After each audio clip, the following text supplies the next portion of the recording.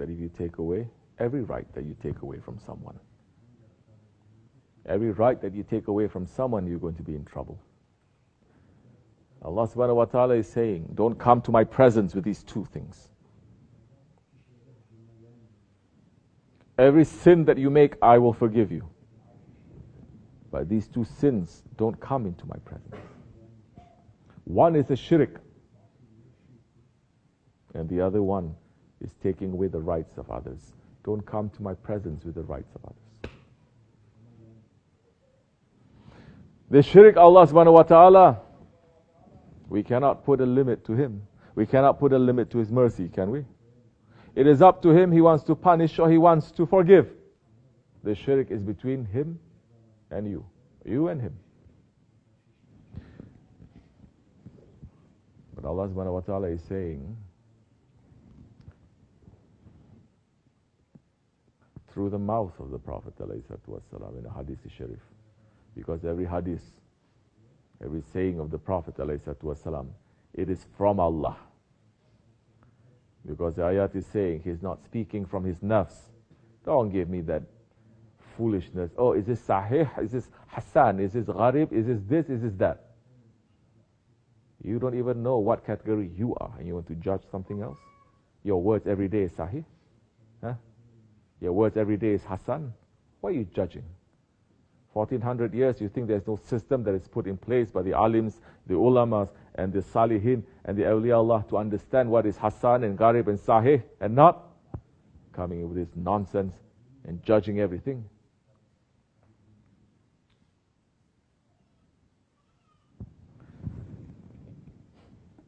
Holy Prophet ﷺ is saying, Allah will not forgive. Allah will not accept the thanks of someone until that person thanks the one who has done a favor to him. Meaning that everything that is coming, it is through a protocol.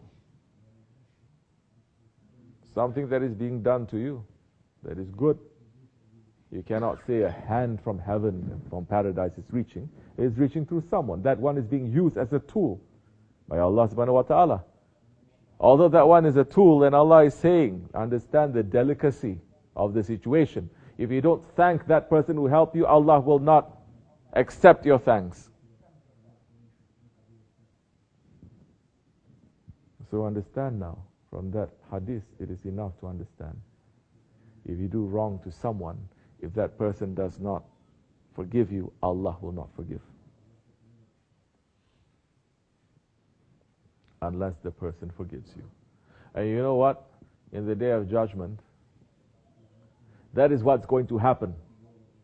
It's going to be a chaos. It's going to be complete confusion because everyone is complaining from others. It is not Allah that is asking for His rights.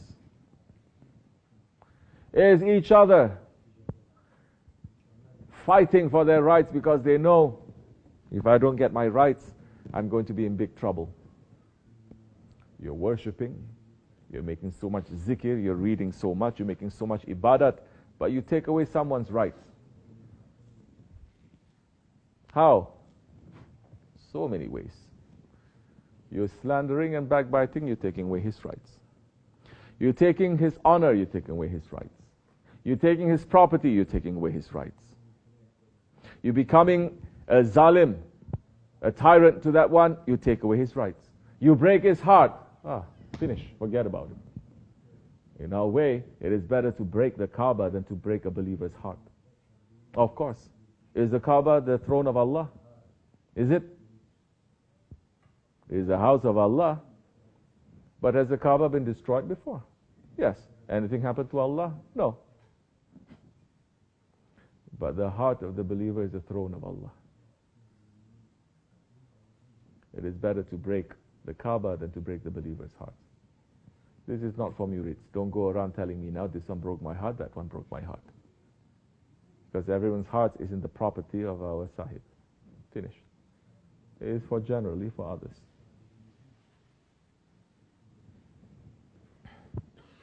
So everyone is going to fight with each other. And that one who worships so much, but because he took away someone's right, that one will say, I want his faith, Ya Rabbi.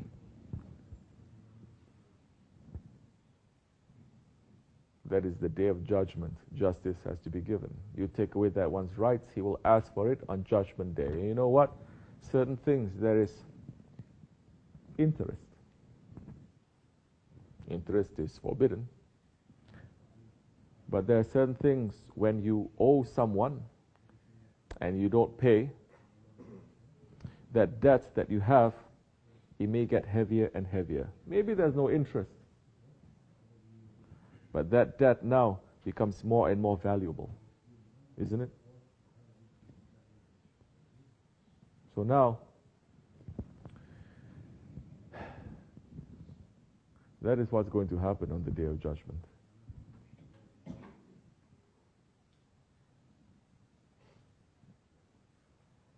If you're not in the dargah, if you're not amongst the crowd, quickly come in. You know what? Stay outside. Go outside. It's coming, definitely, to break the soul. So we have to live with. You don't go home, you sit outside there.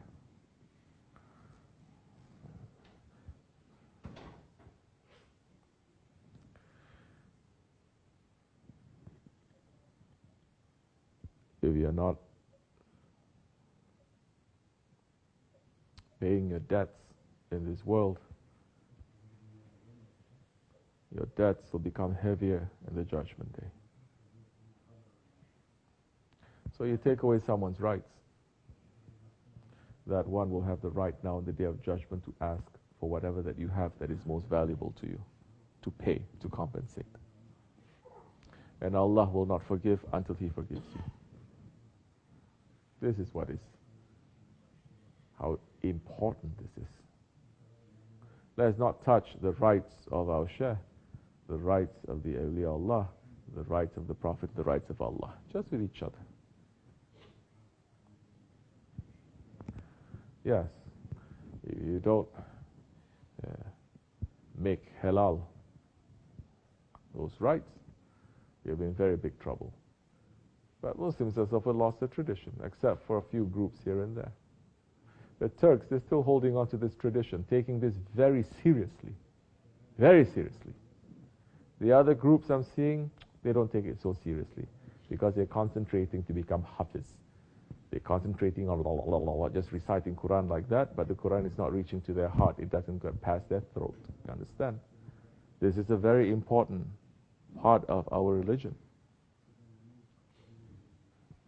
To make sure that you don't come with each other's rights on the Day of Judgment. Turks, when they come visiting or when they are leaving, what do they say? Halal also. Saying to each other, I'm leaving now, I'm going. Halal, make halal. Meaning what? Everything that I've done to you, please don't ask for my rights on the Day of Judgment. They are taking the idea, not the idea, the reality that death is a serious matter and it may happen every time, because we ask that on the funeral prayer. When we bury someone, the one that is going to be buried, the Imam is going to say, whatever rights that he has taken from you, give it up. Because it is so dangerous, it is so important. And the crowd, the Jamaat has to say halal also. I give up my rights from you. I will not ask. And they are doing it, those ones with Ottoman traditions. They're doing it not when the person is dead only. They're doing it when they see each other, when they're leaving from each other. Meaning what? Forgive me. The person who understands that will sit down to understand what he has done to that one, to make that one to forgive him. It is not just a lip service. That one cannot be in ghafla because it's thinking of death. If I die before he makes halal, whatever I've taken from him, I'm going to be in big trouble.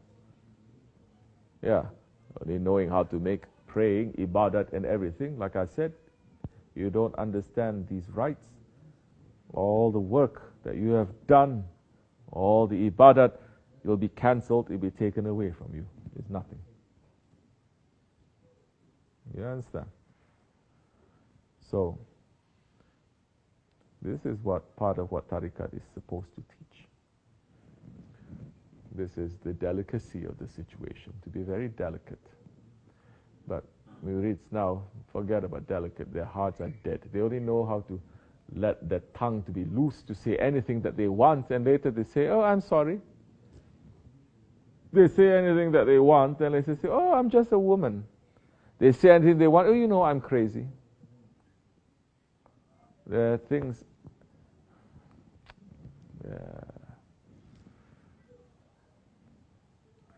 the delicacy of the situation, nobody is really understanding it anymore. Inshallah, we will wake up one day to understand. Assalamu alaikum.